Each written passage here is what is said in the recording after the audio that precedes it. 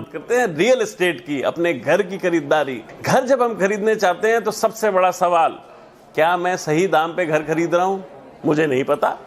मेरे को बहुत चिंता होती है कि मेरा प्राइस ठीक है कि नहीं, मैं महंगा तो नहीं खरीद रहा, कल मैं पैसे गवा तो नहीं दूंगा।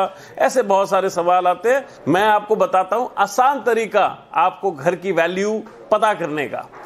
घर जब हम बनाते हैं उसमें 3 मेन एट्रीब्यूट्स होते हैं। पहला एट्रीब्यूट होता है कॉस्ट ऑफ द लैंड, कहां पर वो जमीन है, वो घर कहां पर बन रहा है।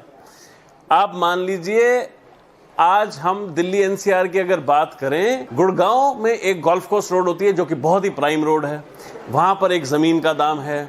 अब वो जो जमीन का दाम है वो दाम गोल्फ कोर्स रोड एक्सटेंशन से स्वाभाविक रूप से महंगा होगा, और वही दाम आगे सोना रोड और द्वारका एक्सप्रेसवे से महंगा होगा। इसलिए लैंड की कॉस्ट एक बहुत क्रिटिकल कॉस्ट है आपकी घर की कॉस्ट के अंदर।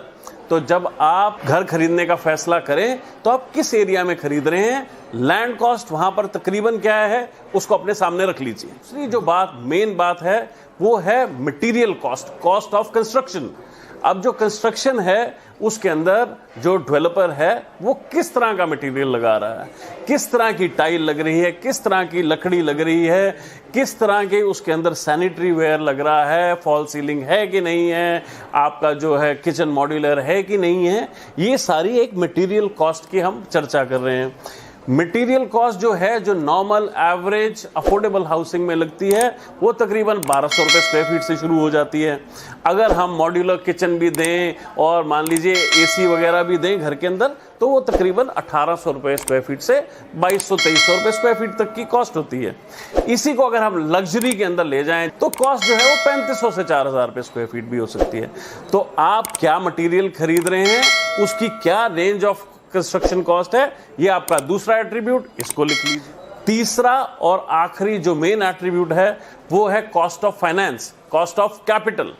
किस रेट के ऊपर डेवलपर को बाजार से पैसा मिलता है, वो एक बहुत बड़ी कॉस्ट है, फाइनेंस कॉस्ट, जो कि घर की कॉस्ट के अंदर आती है।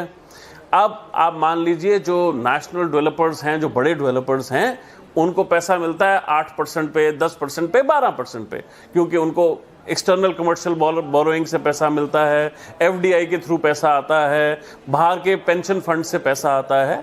और जो नीचे रैशनल आपके जो रीजनल डेवलपर्स हैं या दूसरे डेवलपर्स हैं, उनको पैसा मिलता है 18% से लेके 24% तक। इसी के साथ साथ एक इस्टेब्लिशमेंट कॉस्ट जो है वो बहुत क्रिटिकल रोल प्ले करती है।